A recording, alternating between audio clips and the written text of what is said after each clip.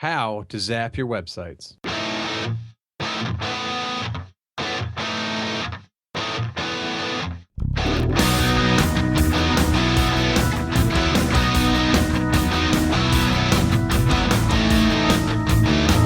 Welcome to the Exploring Information Security Podcast, where you will learn, explore, and grow your security mindset. I'm your host, Timothy D. Block, and in this episode, we will be exploring what is the Zed Attack Proxy tool, aka ZAP, and how to use it to run a vulnerability assessment on your website. With me today to do that is the creator and project lead of ZAP, Simon Bennetts. Simon, how are you? I'm fine, thank you very much, Timothy. How are you? Good. So let's, I guess, just go ahead and dive right into it. What is ZAP, otherwise known as Zed Attack Proxy? It's a tool for finding vulnerabilities in web applications. It's completely free and open source, so there's no pro version. There never will be a pro version. And it's designed for people with a wide range of security experience, from very little experience to lots. Okay, so how did this project come about? I actually started playing around with security tools to learn about security. I was a developer. I designed and built robust web applications, so they needed to be scalable, high performance, and hopefully secure as well. But when the first penetration test was performed on one of my applications, the testers found some vulnerabilities I hadn't even heard of. So I decided I needed to learn a bit more about security. So I started looking online, learning about things, and downloading and playing with a load of tools. And being a developer, I started looking at the source code for those tools as well. So that's kind of how it started. So is it just something that you wanted to learn more about, or was it something that there were tools out there that just weren't doing what you wanted them to do?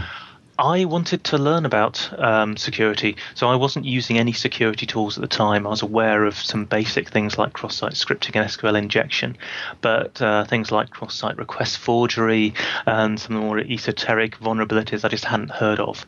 So I suddenly realized that as a developer, I needed to know more about security, needed to design security in from the outset rather than kind of thinking of it later on in the development process.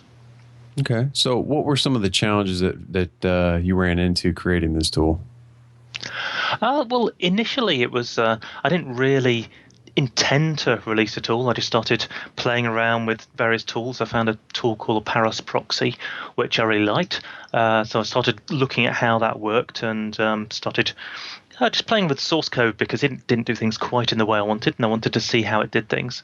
I then started teaching some of the people, some of the developers and functional testers at the company I was working at. And one of the first questions they asked was, what tools should we use? So I wanted to recommend a free and open source tool, but I couldn't find anything that was really suitable. And the closest thing was the version of Paros I was hacking around with. So I decided to bite the bullet and just release that. It was, a bit of a challenge, but it seems to have gone well. And your tool can be found at owasp.org, OWASP. That's right. Yeah, OWASP is an organization which is all about making security visible, and there's lots of really useful information on the OWASP site, and that's one of the sites that I started looking at very early on because I was, found out that there's great stuff there, and they had a load of projects as well. So I submitted ZAP to be an OWASP project, and to my surprise, it was actually accepted. I think that was a turning point because at that after that I was asked to talk at an OWASP conference in Dublin, which was a bit of a surprise because I'd never been asked to talk at a conference before, developer or anything.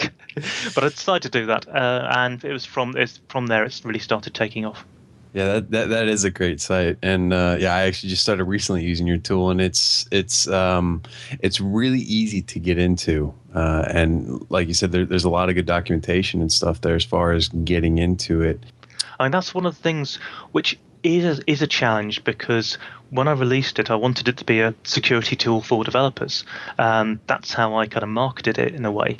But then I started getting security people came up to me and saying, "Hey, we use this tool as well," which was a surprise because at that time I wasn't a security person. I guess I have to claim I am now, as I work for the Mozilla security team, and I know that we use it, and a lot of other security professionals use it. So we actually want it to appeal to people who have no security experience right up to the professional pen testers, and getting that balance is always challenging. So we want to make it easy, but we want it to have kind of hidden depths that you can find if you explore it a bit more. Yeah, no, that's great. In fact, I've recently started using the tool, but I started, I'm bringing these results and showing our developers at work that, we have some things that we got to work on. And they've actually gotten interested in the tool, and now they're actually being proactive about it. So it was pretty easy for them to get into, and it kind of speaks their language. And they've already started working with the tool and trying to, get ahead of the game, I guess you could say, as far as instead of waiting, for the security team to do its assessment, they're like, let me go ahead and just get this done so I can build it in, which I think is great. Absolutely. If you have to, if you have a penetration test a week before you go live, then you really can't fix serious vulnerabilities that are found. You can just patch a few of them maybe, whereas you can use ZAP right the way through the development life cycle, and you can find these issues very early on. And it's great, even if a team's quite experienced, you might have some new people coming into the team. You might just forget about something. We all make mistakes, but something like ZAP can pick these things up very quickly. Okay, so when should ZAP be used? All of the time, ideally. It kind of depends who you are and what you want to use it for. For developers, I would say if you haven't used the security tool before, then the best option is to use ZAP as a kind of point and shoot tool initially. So just point at your application, and there's a quick start attack option, which is great if you don't have any authentication. It will just spider the application and then start attacking it. If you've got authentication, then the best option is to configure your browser to proxy through ZAP, then log into the site. Then you can explore it. It's best to explore it manually, but you can use the standard spider or the Ajax spider to explore it automatically as well, and then run the active scan, and you get the passive scan automatically. But one thing I'd particularly like to encourage developers to do is to use ZAP as part of the continuous integration. So we can actually completely automate ZAP. We can get it run in a headless mode. If you have regression tests that drive a browser, then you can configure that your browser to proxy those tests through ZAP, and then run the active scanning based on the site tree that you've explored using your test, and that's how we're using it in Mozilla at the moment. So how there's a couple different things there that I wanted to kind of go down. With how aggressive is this tool? It's very aggressive. You have various options. So on the toolbar, hang on, I'll just pull it up so I get it right.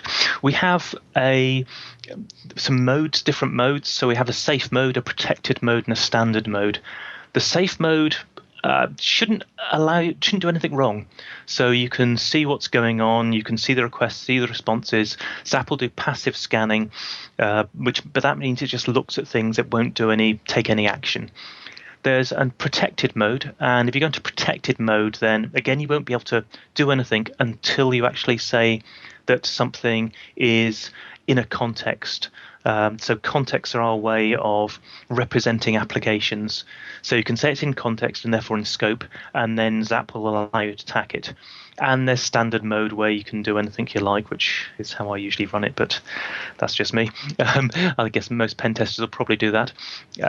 But the important thing is ZAP is aggressive, and you should only use it on applications that you have permission to test. So if it's one of your own applications installed on your own machine, it's something you're developing, then that's fine.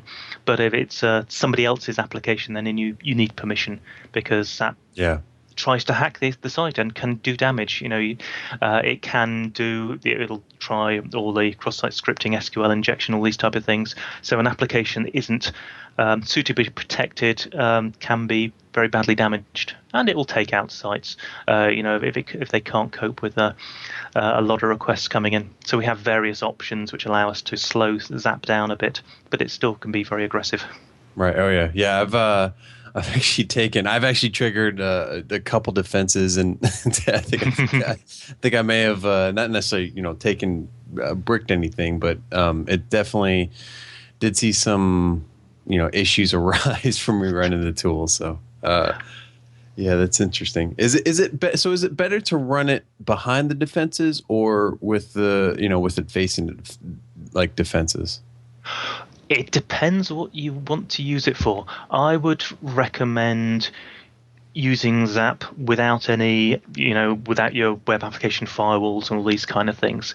If you really want to know what your application is doing, things that putting tools like web application firewalls can be very effective ways of patching vulnerabilities, kind of avoiding them.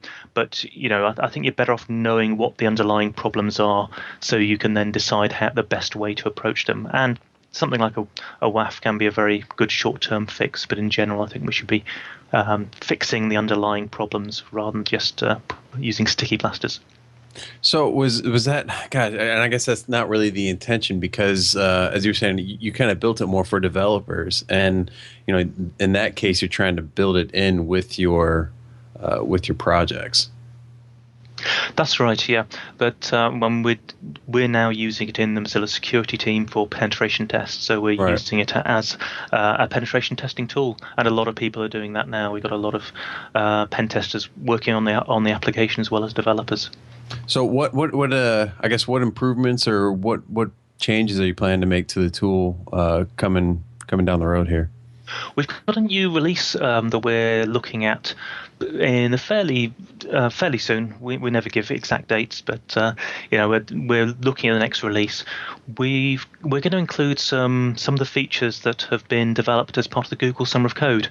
So the Google Summer of Code is an initiative from Google where they pay students to work on open source projects, and we had 3 students working on ZAP projects for Google Summer of Code. One is for advanced access control testing, which I think is really exciting and something that I kind of had in mind when I was a developer and I was actually developing access control code. So we finally got ZAP to the stage where it can automate a lot of the access control testing. Another student's working on advanced fuzzing. We have a very simple fuzzer at the moment, which will just allow you to fuzz one field at a time and in a fairly limited way. And this project will actually allow multiple fields to be fuzzed at the same time and a lot more options. And web service scanning, which is something we've always wanted to do but never had time. So those are things which will be included in the next release. And I mean, they're actually all available now. So we do weekly releases. So every week, every Monday, we release a new version of ZAP, which doesn't have all of the installers around, but it's still pretty easy to install. So people can try those things out right now if they want. Oh, wow. So how do people get involved in the project? We have user group and a developer group, and these are actually linked off ZAP itself, although nobody ever seems to see them. So if you go to the online tab in menu item in ZAP, there's a homepage, the ZAP extensions, wiki, but then the user group and the developer group, and reporting an issue as well. So if you have hit any problems with ZAP or have false positive, false negatives from any of the scanning rules, then you can report those as well. And we'd love to hear people. We always want to look for feedback. But if you actually want to get involved with ZAP, then the developer group is a great place to start. Or you can email me directly. I'm signon@gmail.com, fairly easy to find. And there's loads of things people can work on. We've got, unusually for security tool, we're actually fully internationalized, and ZAP is being translated into over 20 languages at the moment. We have over 90 translators, but we're always looking for more. So you can translate things, you can help with the documentation. Obviously coding, there's loads of things to do. There always will be. So there's lots to get involved with. ZAP is really a community tool, so I really want people to get involved.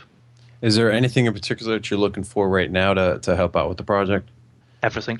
Everything. There's always, if anyone wants to get involved in any shape or form, then we'll be delighted to hear from them. That's great. So, final question: why Zed Attack Proxy? Where'd that name come? I always find it difficult to come up with names for things, and this was no exception. But as a developer, and one thing I've always done is written scripts to do things that I'm, one-off tasks or things that I want to do repeatedly. And if it's something that I need to do again and again, then I'd call it something sensible, so I'd be able to find the script again. But if it was a one-off script, then I would just call it ZAP or POW as this, kind of cartoon thing. Just do this now. And the ZAP name just came to mind when I was trying to think of a name for this proxy. And so ZAP seemed like a nice name, and you could then talk about zapping a website. I wanted it to be in capital letters, so I thought, well, if I make it stand for something, then it becomes an abbreviation. So it's kind of a backronym, really. I came up with ZAP first, and then, the P, proxy, was fairly obvious. Right. A was attack, seemed reasonable, and I couldn't think of anything for Z, zebra or something. No. So that didn't make sense, but I really didn't want it to be the Z Attack Proxy, which I'm sure the Americans would call it. So I decided it should actually be Z, to stand for Z, because I'm a Brit. That's great. So is there anything else you'd like to mention that we haven't discussed? That's about it, really. I mean, the main thing is it's a community tool, and it encourages innovation. It's something you can play around with, so we can do things that commercial tools can't do. And we've actually got a load of students working on ZAP right now as part of their courses. So we're always delighted to hear from anybody. Don't have to be a security expert. I certainly wasn't. So it's a great way to learn about security, whether you're a developer who wants to move into security or would like to just move straight into security. So please get in touch. All right, that's great. And that will pretty much do it. Hopefully you learned something. If you didn't, drop me a line on Twitter at timothy.dblock or email me at timothy.dblock@gmail.com and let me know what you did learn, and we'll try to cover it in a future podcast. You can follow Simon at it's at, I just had it up and I lost it. It's at PSIINON. That's right. All right. And the same one, email.com is my email address. Is there anything else you'd like to plug? No, that's good, thanks. Okay. I'm in emails right now. All right, well, that should do it. Have a good one. Thanks very much, Timothy.